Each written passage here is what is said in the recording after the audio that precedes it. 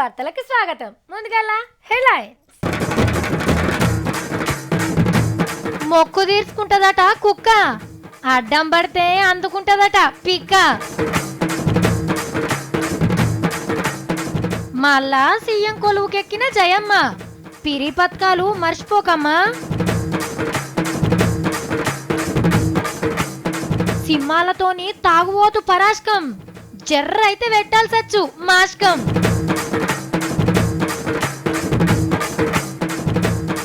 బయలున తుపాకీ దళం, ఎటు వేలుస్తారో జర పైలం. సెల్ఫీ ఫోటోలు దిగుతున్న సత్తిగాని బోడగుండితో సెల్ఫీస్ట్ ఫోటో, చేట్ల గిలాస పట్టుకున్న ఫిలగాంతో సెల్ఫీస్ట్ ఫోటో. ఎల్లు ఎట్లాగన్నా చేసి 100 సెల్ఫీస్ట్ ఫోటోలు దిగాలి, అందంగా తయారు కావాలి. ఇగో నేను స్కూల్ ఉన్నప్పుడు ఒకసారి మా సారు నన్ను అడిగిండు, సావిత్రి నువ్వు పెద్ద అయినాక ఏమవుతావని అడిగిండు. అప్పుడు నేను టక్కుని లేచి, సార్ నేను పెద్ద పోలీస్ ఆఫీసర్ని అవుతా, రౌడీలంతా చూస్తా, గుండెగాళ్ళ పడతా అని పెద్ద పెద్ద డైలాగులు దంచిన. అప్పుడు మా సార్ ఉండి, అంటే మాకు ఇంకొక కిరణ్ బేడి దొరికిందని చెప్పిండు. అంటే కిరణ్ బేడి మేడానికి అంత పేరుండే, ఆమె తొవ్వల నడవాలని చాలా మంది అనుకుండ్రు. కానీ గీ బక్క ప్రాణికి చదువుడు శాతగాక లాటి పట్టుకునే భాగ్యం రాలే. వచ్చినా ఇంతమంది ఫ్యాన్స్ ఉండకపోదురు కదా. మరి ఇప్పుడు ఈ వార్త చూసినాక ఇంకెంతమంది ఫ్యాన్స్ అవుతారు ఆమెకు. షాన్ ఒత్తులాయే తీన్ మార్లకు రాక గుర్తుపట్టిన రగ్గి మేడాన్ని. కిరణ్ బేడి మేడమే ఇప్పుడు పుదుచ్చేరి అనే కేంద్రపాలిత ప్రాంతానికి లెఫ్టినెంట్ గవర్నర్ అవుతుంది. అదేందో గాని అక్క ఏం చేసినా తీన్మార్ వార్తనే అవుతుంది. దేశంలో ఫస్ట్ మహిళా ఐపీఎస్ ఆఫీసర్ అయి నీతి అంతు చూస్తా అని అన్నా హజారే సార్ తన శిష్యరికం చేసి ఆన్నే కేజ్రీవాల్ తమ్ముడిని సంపాదించుకుంది. అక్క తమ్ముడు కలిసి పెద్ద మనిషిని బాగానే వాడుకుండ్రు, అది వేరే విషయం అనుకోండి. ఇక తమ్ముడు షీపుర్ పార్టీ పెడితే హ్యాక్ అని రాజకీయాల మీద దుమ్మెత్తి పోసిన కిరణక్క వెనకసిరి పువ్వు గుర్తోళ్ళు ఢిల్లీకి సీఎంని చేస్తామనంగానే ఎగురుకుంటా పోయింది. కానీ తమ్ముడు పొరక చీపురుతోని ఊడిస్తే మరి ఇన్ని రోజులు ఏడున్నదో ఏం చేసిందో తెలియదు. కానీ ఢిల్లీ అనే కేంద్రపాలిత ప్రాంతంకి సీఎం అయిదామనుకున్న కిరణ్ బేడి మేడం ఇంకో కేంద్రపాలిత ప్రాంతానికి లెఫ్టినెంట్ గవర్నర్ కొలువుకెక్కుతుందన్నట్టు. సీఎం కంటే పెద్ద గురుసేనుల్లో అయినా ఇంకో పారి పోటీ చెయ్య అన్నది కానీ పదవులు ఇస్తే తీసుకొని అనలేదు కదా. ఇప్పుడు మీకు ఒక సినిమా షూటింగ్ చూపిస్తాం. అడవి దొంగ సినిమాల లోకం గురించి తెలియక హీరో సింహంతోని ఫైటింగ్ చేస్తాడు.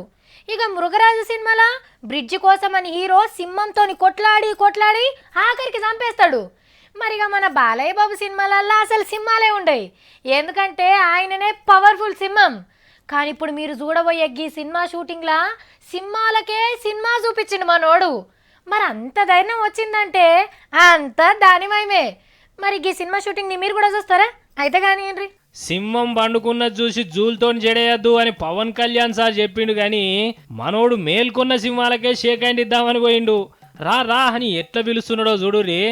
అయ్యో అని మీరేం నోర్లు తెరవద్దు, ఆడ అసలు సింహం మనోడే. ఎందుకంటే ఫుల్లుగా సుక్కేసిండు. ఇవి 2 సింహాలు అయితే మనోడు 4 సింహాలతోటి సమానం. ఇప్పుడు అగో సింహాలకే సుచ్చు పోయిస్తుండు. మరి మందు సుక్కన మజాకన వాటికి కూడా ఎరకైనట్టున్నది అన్ననే ఇప్పుడు అస్సలు సింహం అని, లేకుంటే బొక్కలు సురసుర చేసు.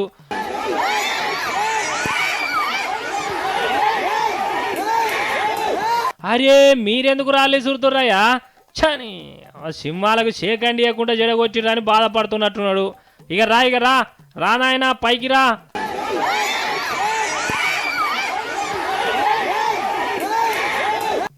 అందరికి సినిమా చూపించినవి. ఇక కట్టె పట్టుకొని పైకి ఎక్కు రైట్. ఇంటికాడ పెండ్లం తిట్టిందని ఫుల్లుగా మందేసి పట్నం జూ పార్కుల సింహాలు ఉండే జాగాకి వచ్చిండు. ఎవ్వలేంది చూసి దబుక్కున నీళ్ళల్లో దుంకి ఇగో గిట్ల పరాశకం ఆడిండు. సారు లోపట ఇంకో సారు ఉన్నాడని ఇడిచిపెట్టినట్టున్నాయి, లేకుంటే మనోని ఫోటోకు దండవాడు. ఇక ఇది చిలీ అనే బయటి దేశం ముచ్చట. వీనింట్లేములో వెళ్ళి పాడైందో ఉరికచ్చి జూ పార్కుల సింహాన్ని గట్టిగా ఉరుకున్నాడు. జంతువుల చూసేందుకు పోతే అసలు జంతువులను చూడొచ్చు అన్నట్టు. అందరూ బస్ ఎక్కిండ్రు. కండక్టర్ వచ్చి టికెట్ టికెట్ టికెట్ టికెట్ అనుకుంటూ వసూలు చేసిండు. చిల్లర లేవు దిగేటప్పుడు తీసుకో అని కొందరికి టికెట్ల వెనకమర్ల కూడా రాసిచ్చిండు. బస్సు ఈ స్పీడ్గా రుయ్యమని ఉరుకుతాంది. కిటికీ పక్క పొంటి కూసున్నోళ్ళు చల్లగాలికి మంచిగా నిద్రలకు పోయిండ్రు. బస్సు చాలా ప్రశాంతంగా ఉంది. ఇంతలే దడేల్మని పెద్ద సప్పుడు. ముంగడ చూస్తే డ్రైవర్ సీట్ల డ్రైవర్ ఉన్నాడు, కండక్టర్ సీట్ల కండక్టర్ కూడా ఉన్నాడు. కనీసం బస్సు అద్దాలకు గింత గీత కూడా వాళ్ళే. కాకుంటే బస్సు ఆగిపోయి వెనుకకు వంగినట్టు అనిపించింది. ఇంతకీ ఏం జరిగినట్టు? అబ్బా పెద్ద ప్రమాదం తప్పింది కదా. జర్రంతా ఆల్చమైనా బస్సు మొత్తం డొమ్మరి గడ్డగొట్టు కొనా మీద ఎట్లా నిలబడ్డదో చూడుండ్రి. గుజరాత్ రాష్ట్రంలో 2 ఊర్ల నడుమున్నది ఈ బ్రిడ్జి. బస్సు వజన ఆపలేక తుపుక్కున కూలిపోయింది. ఇంకా నయం సగం బయటకెళ్ళింది కాబట్టి అన్నరుగా అట్లా నిలబడ్డది. బస్సులున్నోళ్లకు భూమి మీద నూకలు బాకున్నట్టున్నాయి. ఇక దెబ్బలు దాకినోళ్లను దావకానకే వేసుకుపోయిండ్రు. గీ బ్రిడ్జ్ను ఎంత సొక్కమైన కాంట్రాక్టర్ గట్టి పాడైండో. మొదలు ఆయనను తీసుకొచ్చి సన్మానం చేయండి సార్లు మొత్తం గూలనందుకు.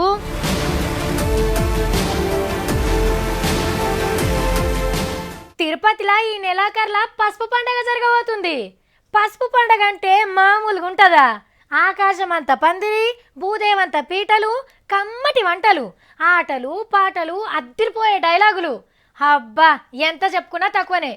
ఇంతకు పసుపు పండుగ అంటే అర్థమైంది కదా మీకు? గదేనులా తెలుగుదేశం పార్టీ ప్రతేడు చేసే మహానాడు పండగ. గంత పెద్ద మీటింగ్కి మందిని జమగొట్టాలంటే ఒట్టిగానే అవుతుందా? అవో గందుకే ఆంధ్రాల ఎక్కడికక్కడ చిన్న చిన్న మహానాడులను పెడుతున్నారు. మరి అవి ఎట్లా జరుగుతున్నాయో మనము పరిశుద్ధమా?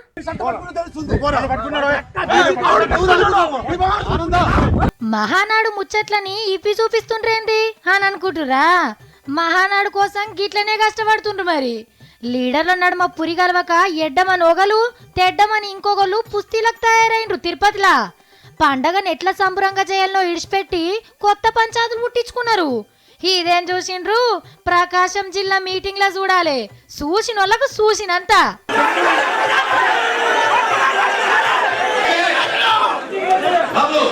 అంత తెలుగు తమ్ముళ్ళే, బయటోళ్ళు ఒక్కరు కూడా లేరు.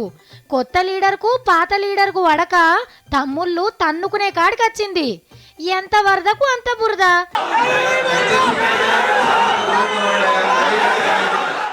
ఆహా మోడీ సార్ మాట అంటే మాటేనుల్లా. మాట తప్పడు, మడి మీద ఇప్పడు. ఎవరేమనుకున్నా సరే ఏది చేయాలనుకున్నాడో అది చేసి తీరుతాడు. పట్టు పడితే ఊడుం పట్టే అనుకోరాదుండ్రి. మరి మొన్నటిదాకంటే ఎలక్షన్లు ఉన్నాయని ఎటు పోకుంటాయే. ఇప్పుడు తీరికే దొరికింది కాబట్టి ఆయన పనేందో ఆయన చూసుకుంటుండు.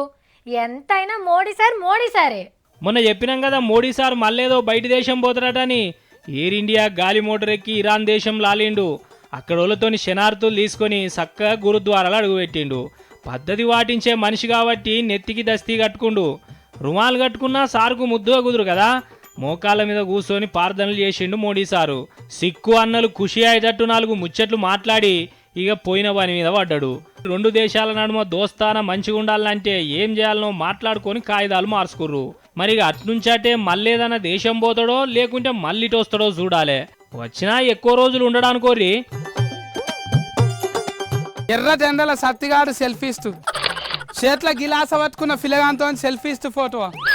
సత్తిగాని బోడగుండితో సెల్ఫీస్తూ ఫోటో. కెమెరా రాజేష్ గాంతో సెల్ఫీస్తూ ఫోటో. సత్తిగాని సందువన్లతో సెల్ఫీస్తూ ఫోటో. రాజేషంగా వందంగా తయారైనారా? ఎల్లు ఎట్లాగన్నా చేసి 100 సెల్ఫీస్తూ ఫోటోలు దిగాలి. అందంగా తయారు కావాలి. ఓరు వారి ఏం చేస్తున్నావురా? బురద మరుగుల బురద కంశాలు వాడుతున్నా. దా నువ్వు కూడా తట్ట తీసుకొని నెత్తి మీద తట్టతోని సావిత్రక్కతోని సెల్ఫీస్తూ ఫోటో అంటాను ఇట్లా దిగుతా. కొంచెం ఎక్కువైనట్టు అనిపిస్తలేదు. సెల్ఫీస్ట్ ఫోటోలు దిగుతున్నావారా? ఏం పని లేదా నీకు? జిరిత్ లెక్క కర్రెగా ఉన్న నా ముఖము జిలేబీ లెక్క ఎర్రగా అవుతుంది సెల్ఫీస్ట్ ఫోటోలు దిగితే. అయ్యో నీ బలుపుకు ఫోటోలు సెట్ కావు కానీ ఇగరా. కోపంగా ఉన్న కొంగ ముక్కు సావిత్రక్కతోని సెల్ఫీస్ట్ ఫోటో. ఓకే గిట్ల వచ్చింది ముఖము గెచ్చులు వచ్చింది. అబ్బో ఇక నీ ముఖం దూగడ పట్టినట్టున్నదారా? బెల్లాన్ని చీమలు తినేసినట్టే ఉన్నది నీ ముఖం. ఒక్కలున్నా లొట్ట చెంపలున్నా సెల్ఫీస్ట్ ఫోటోల వందంగా వస్తా. షిషి గబ్బాసన వచ్చే చెత్తకాడ సెల్ఫీస్ట్ ఫోటో ఏందిరా? లే నుంచి ఆసనం మనకొస్తుంది కానీ ఫోటోలలో రారాక వందంగా తయారవుతావు. పేపర్లు వచ్చే సర్వేనే కదా నువ్వు అనేది. అది కాదురా బాబు, ఎక్కువ సెల్ఫీలు దిగేటోళ్ళు అందంగా ఉన్నట్టు ఫీల్ అవుతారట కానీ అందంగా గారు. నేను సెల్ఫీస్ట్ ఫోటోలు దిగి అందంగా తయారైతా. ఎక్కువ అందంగా లేని వాళ్ళు అంటే ఎక్కువ సెల్ఫీస్ట్ ఫోటోలు దిగితే అందంగా తయారవుతారంట. నీకేం తెలియదు. కళ్ళలో పోలేలు తిన్నట్టు అందం లేదు గిందం లేదు. మరోసారి కన్నా ఎక్కువ తెలుసా నీకు? సెల్ఫీస్ట్ ఫోటోలు సెల్ఫీలు నిండిపోయినాయి, అందుకే సార్ అందంగా తయారయ్యిండు. ఓ బిత్తిరోడా, సెల్ఫీ పోటోలు దిగి అందంగా కాలేదురా, సార్కి సెల్ఫీ పోటోలు అంటే పాయిరం. కేటీఆర్ సార్ చూడుఫో ఎన్నిగానం సెల్ఫీస్ట్ ఫోటోలు దిగుతుండ్రో. ఫేస్బుక్ లో పెట్టాగానే లేకుల మీద లేకులు కొడుతుండ్రు. నీ ఇష్టం వచ్చినట్టు మాట్లాడకిడా, నీకేం తెలియకున్నాయని. అబ్బా మస్తు తెలుసు నీకు. అయితే రగాన రాసిచ్చిన ఆటలు చదువుకుంటా నువ్వే సొంతంగా చదివినట్టు ఫెయిల్ అవుతావు. మరి నీకు సార్ చెప్తలేడారా ఏడుకోవాలి ఏం విషయం చెప్పాలని? పెద్ద నీ సొంతంగా చెప్తున్నావా? ఊస్టింగ్ అవుతావు బిడ్డ ఎక్కువ మాట్లాడితే. కీస్ ఫిట్ నోరు పెట్టుకొని కీస్ కీస్ అనుకుంటే ఏసీ రూమ్ లో కూర్చొని తీన్మార్ ఆడతలు చదువుతాను. ఏమేరక నీకు? ఏంటిదో మాట్లాడుతున్నావు? ఓబ్బో, 7వ తరగతి చదివి గింత బిల్డప్ ఇస్తున్నావేందిరా? పెద్ద నీకే తెలిసినట్టే గుర్తున్నావేంది? అబ్బా ఏమైతే డిఎడ్కి పాస్ అయింది. 10వ తరగతి పక్క ఫోటోలో దాంట్లో చూసి రాసి పాస్ అయినావు నువ్వు. నీ లక్క సిటీల సంగతి నాకు తెలియదు అనుకుంటున్నావా? వామ్మో, కడుపులో ఏది దాచుకోకుండా మాట్లాడతావని కొలివిస్తే నువ్వేంద్ర నన్ను అంటున్నావు? అబ్బా నీ ఇంత పొడుగు వెంటుకలు ఇంత పొడుగు జడునంట అని వందంగా ఉన్నావంట అని ఇచ్చిండ్రు అనుకుంటున్నావా? ఏదో ముచ్చట తప్పులు పోకుండా చెప్తావంట అని ఇచ్చిండ్రు అంతే. ఒక ఫారా సౌరం తీసేసి మేకప్ తీసేసి సెల్ఫీస్ట్ ఫోటో దిగి చూతాము, ఒక్కరు కూడా గుర్తుపట్టరు. నన్ను రీఛార్జింగ్ చేయకాక నేను సెల్ఫీస్ట్ ఫోటోలు దిగాలి. నీ సెల్ఫిస్ట్ ఫోటో వల్ల మన్నువాడా ఆడికి వస్తేనంటే ఆ సెల్ఫిస్ట్ ఫోన్ చెత్త కుప్పలేస్తా. ఏమనుకుంటున్నావు నువ్వు? ఆ చెత్త కుప్ప కాడ కూడా చెక్కును మెరిసే సెల్ఫీస్ట్ ఫోటో దిగిన ఫోన్ కూడా చెత్త కుప్పలు పడేస్తావా? చెక్కును మెరుస్తాయా? ఉల్లిగడ్డ లెక్క కళ్ళు, ముఖమేమో మోరంగడ్డ లెక్క పడుతుంది. నువ్వు ఎక్కువ తక్కువ మాట్లాడినావు అనుకో, జూ పార్కుల కాడిపోయి ఫాములతోని సింబాలతోని ఫుల్లులతోని సెల్ఫీస్ట్ ఫోటోలు దిగుతాం. అలా నీళ్ళలో పోయి మొసళ్ళతో కూడా దిగుతా. ఏమనుకుంటున్నావు? దిగు దిగు పో. పీక్క బట్టి పీకుడు వీక్తే అదే లాస్ట్ సెల్ఫిస్ట్ అవుతుంది. నీ సందుమన్లోడా, నువ్వు అందంగా ఉండేంద్రా బాబు. అబ్బా నీ అందం గురించి నాకు తెలియరా? ఊళ్ళు ఉన్నప్పుడు అయితే ఇటుక ఫోటోతోనే పండ్లు దొమ్ముతుంటివి. 10 రూపాయలు కనబడంగానే పట్నంలో బురస్ తీసుకొని 32 పండ్లను దొమ్ముతుంది. నన్ను చూడు నా అందం చూడు అంట అని. నీ ఎవ అడిగించినాడు, నీ పోరడిపించిన వాడేద్దు. కానీ సెల్ఫిస్ట్ ఫోటోలు దిగేటోళ్ళు మేమే అందంగా ఉన్నామని ఫోటోలు దిగుతారట టిక్క టిక్క.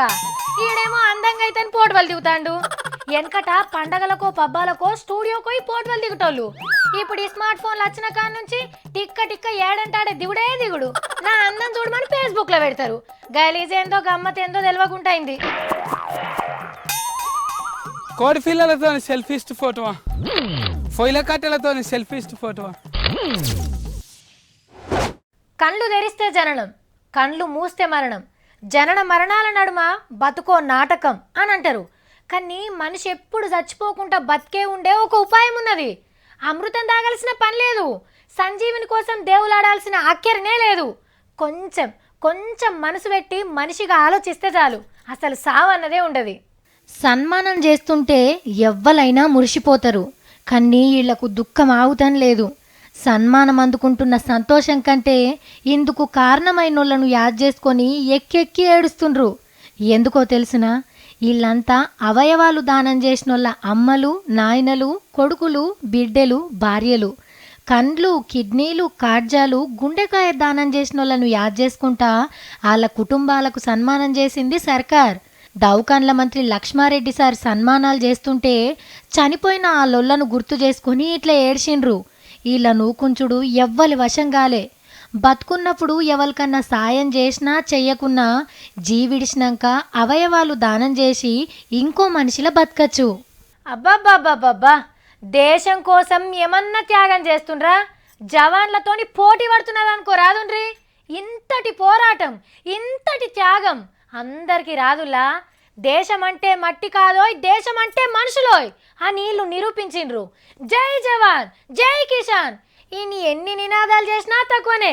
దేశం కోసం వీళ్ళు పడుతున్న శ్రమను చూస్తుంటే కళ్ళకెళ్ళి నీళ్లు గారుడు ఒకటే తక్కువ. గా తుపాకీ దళం ఇదే ఎట్లా తుపాకులు పట్టినరో చూడుండ్రి. పేలుస్తందుకు మస్తు ట్రైనింగ్ అవుతుండ్రు. అట్నుంచి టెర్రరిస్టులు రాగానే తుట్ట తుట్ట కాల్చేస్తారట. అది కూడా ఎట్లనో చూపిస్తారు చూడుండ్రి.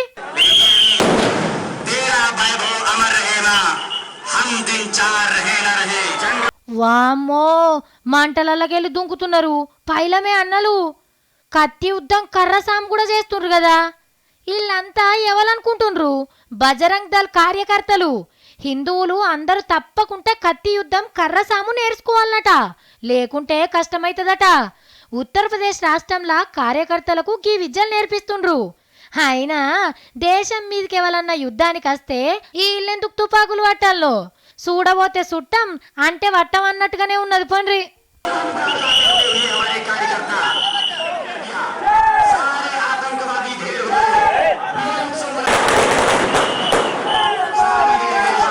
ఇప్పుడు చాలా మంది మంచి కొలువులు దొరికితేనో, పరీక్షల పాస్ అయితేనో, ఇష్టపడ్డ పిల్లను లగ్గం చేసుకుంటేనో నెత్తింటికెళ్ళి ఇస్తామని దేవుళ్ళకు మొక్కుకుంటారు.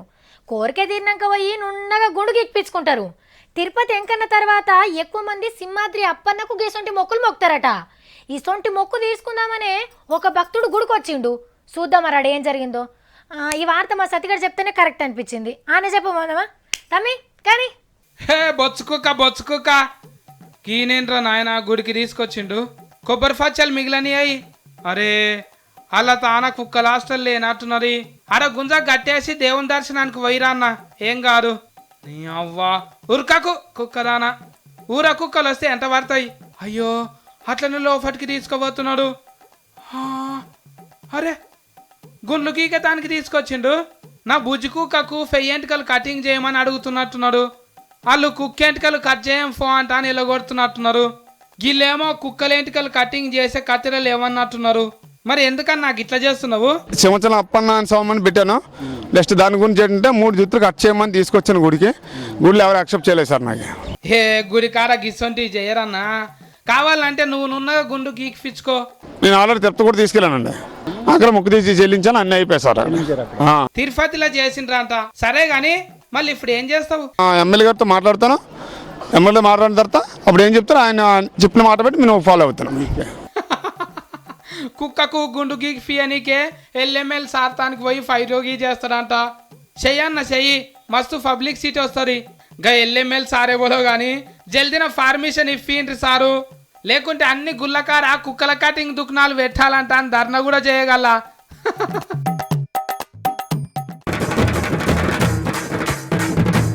మొక్కు తీర్చుకుంటదట కుక్క, అడ్డం పడితే అందుకుంటదట పిక్క. మళ్ళా సీఎం కొలువుకెక్కిన జయమ్మ. పిరి పథకాలు మర్చిపోకమ్మా. సింహాలతోని తాగుబోతు పరాష్కం, జర్ర అయితే పెట్టాల్సొచ్చు మాష్కం.